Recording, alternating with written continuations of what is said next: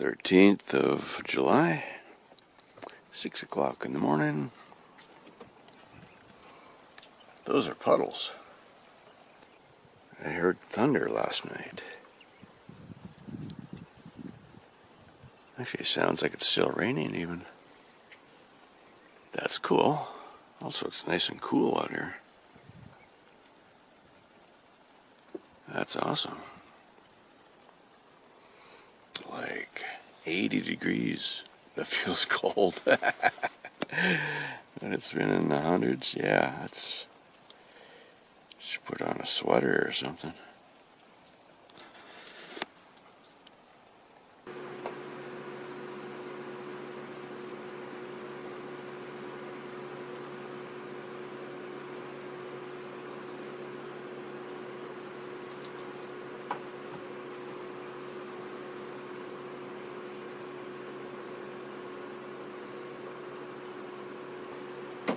Couple quarts at a time, soak the pad. You can feel it almost instantly, the temperature drop in front of that. We're into the second week of heat advisories. I just decided today to bring this out like just now. I'm like, you know what, it's 96 degrees in the house at the moment at 1 o'clock in the afternoon. It does work. I built this, I don't know, 4 years ago. The piece of metal on the bottom with some flashing, so when the water comes down off the pad, it just goes back into the catch at the bottom. That's just a storage tote. Survival.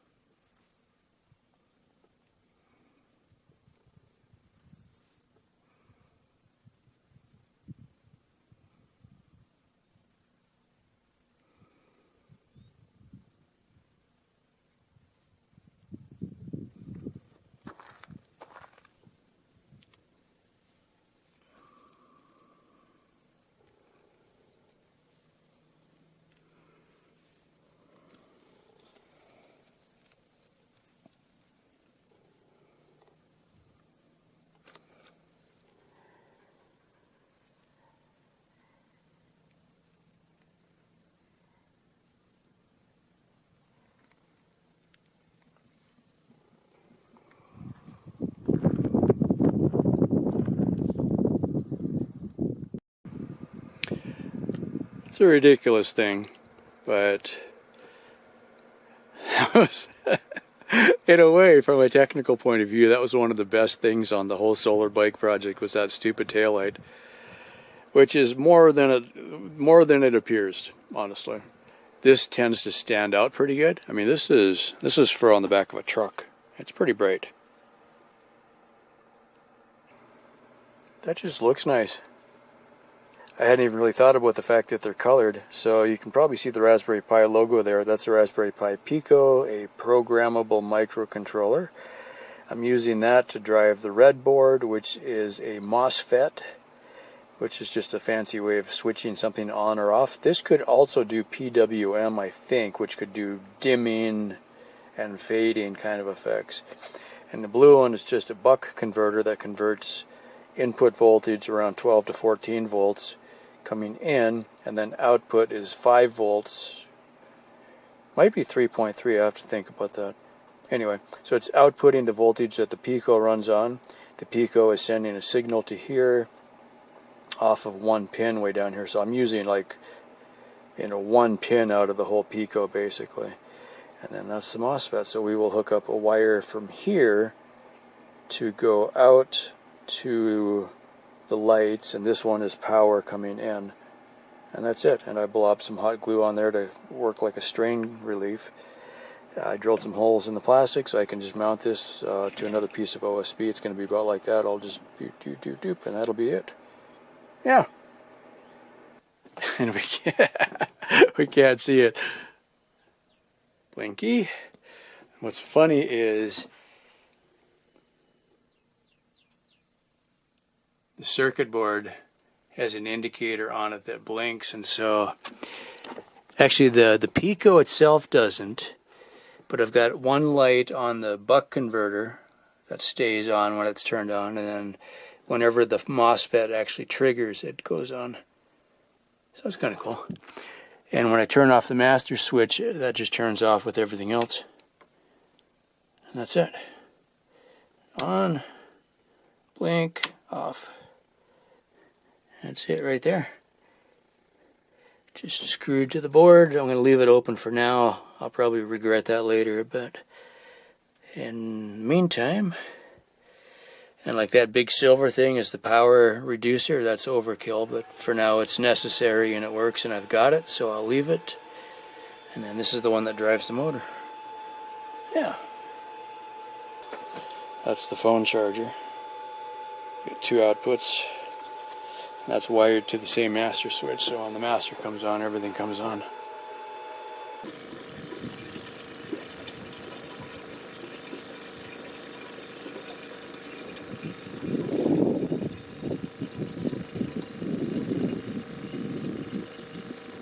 Yep.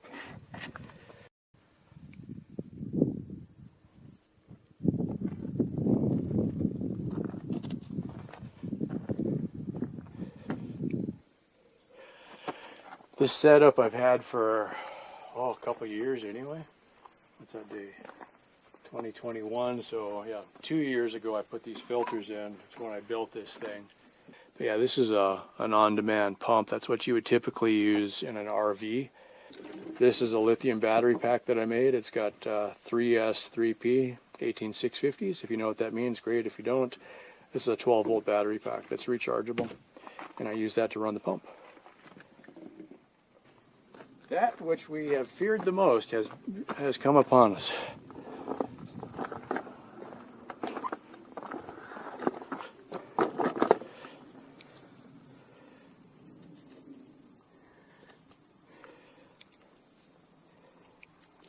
This is the second part of the water operation. I just happened to do them both in the same day. I hate sitting and waiting for something, and so I was trying to kind of gang up on it and got distracted. So my showers I take out of here, which I'm betting is probably full now.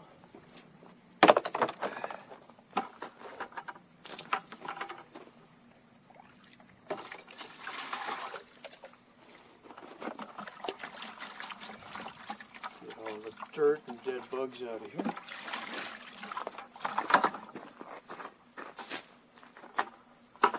I'm not quite as worried about this as I have been in the past. I've got a pretty good surplus right now, so.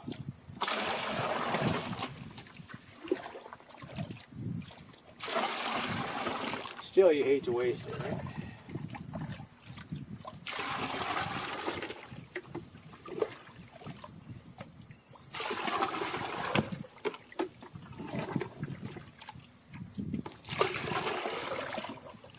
So the way I'm doing this, that's about, say a 35-gallon trash can.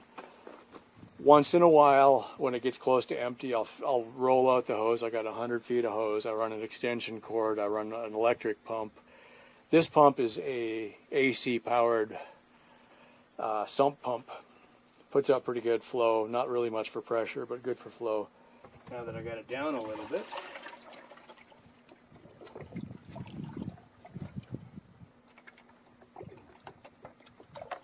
I'm getting to the point I don't trust these handles anymore because the buckets are getting old, so I try not to use the handle.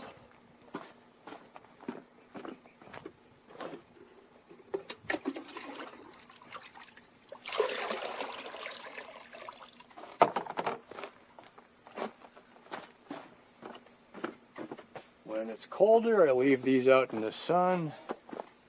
This bucket is painted black, so it catches a lot of sun, warms it up nice. This time of year, this being July, I keep these out of the sun and try to remember to fill the buckets up in the morning. Because, you know, this is buried, so it doesn't get as much sun heating it. Okay. 3 buckets of water full for showers. Well, I'll turn the pump back on and refill this, and then it's good for another, if that's 35 gallons and it's 5 gallons to shower, that's a week's worth of showers. Or I'll do laundry or washing dishes, that kind of thing.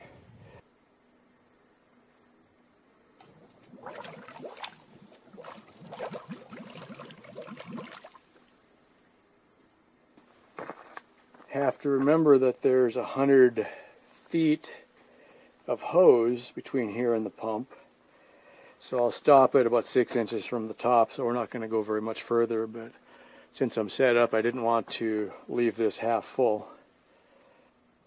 Yeah, I mean, I've got a 1,500 gallon tank that this is coming from that's mostly full.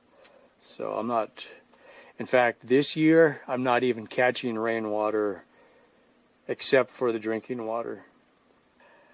About 6 months worth of drinking water right now that's full.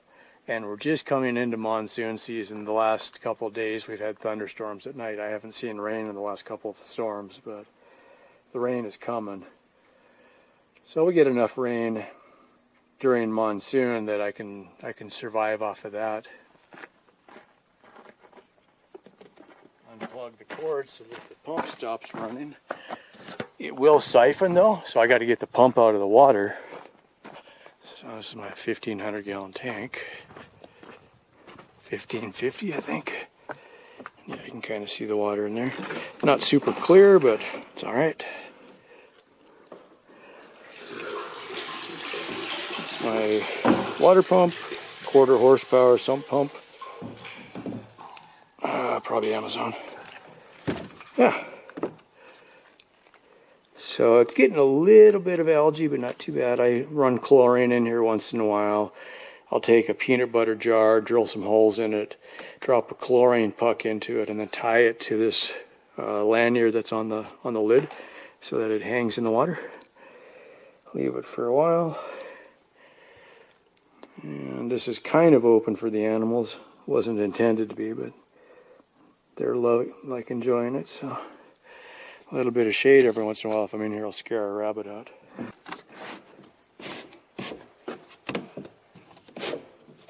There we go. And then I have a wood cover.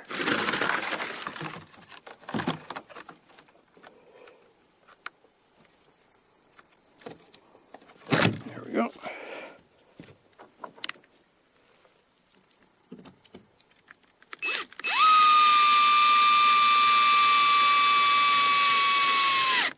Good enough. Keeps the wind from blowing the lid away. And then we'll pick it all up and roll it up. Back door of the house, we'll bring the water jugs in. And then when I get my cord rolled up, we'll bring it back and put all that stuff away. I have to tell you what though, it is so nice back here on the shaded side of the house. I was feeling really bad. There was a rabbit here just chilling. I come around the corner and scared the crap out of it. And now it's got to go find somewhere else to hide. That one's a good place. I'll see rabbits in there sometimes. And where the motorcycle is in that little lean-to garage, I'll see the rabbits in there sometimes too. Ah, that breeze feels wonderful. All right, oh, big lizard.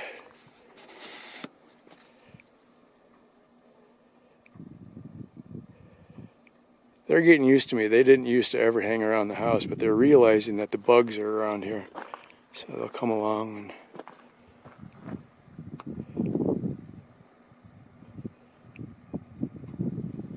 it's right between the buckets.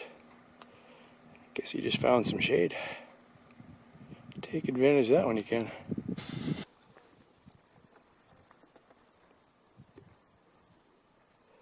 Butterfly in the middle of the shot there, I think.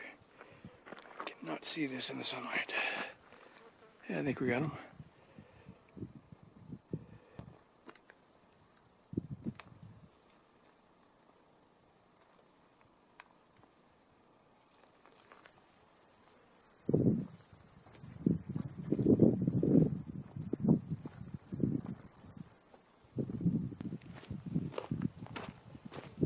Alright, the two obvious questions I can hear, if you're thinking, why not just leave the hose out? Hose gets killed by the sun is the biggest one. Anything rubber and plastic really takes a beating out here. So I roll up the hose, roll up the cords. Needed, ready to go. So, reach it through without having to open the door. Laziness pays off instantly.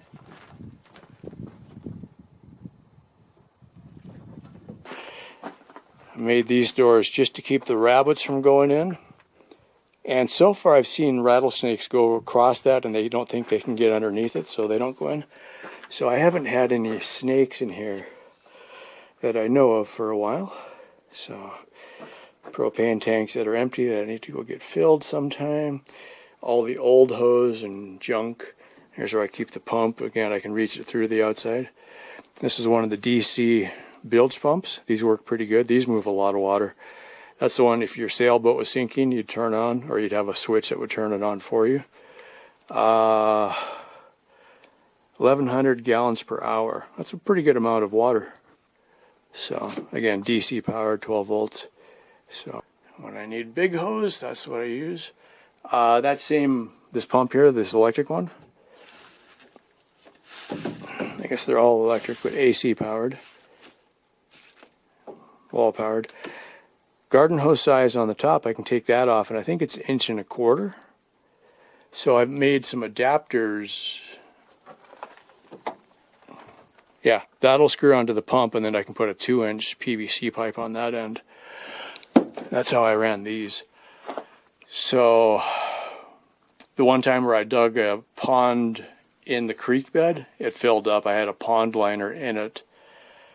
I let it sit for a day to let the mud settle, and then I ran the red hose all the way down there and I pumped it up and then put it in another holding tank, let it sit for a few more days, let the mud settle out, pumped it into the main tank then. So some of the tanks are somewhat dirty water, so I don't drink them, but it's good enough for showers and everything else.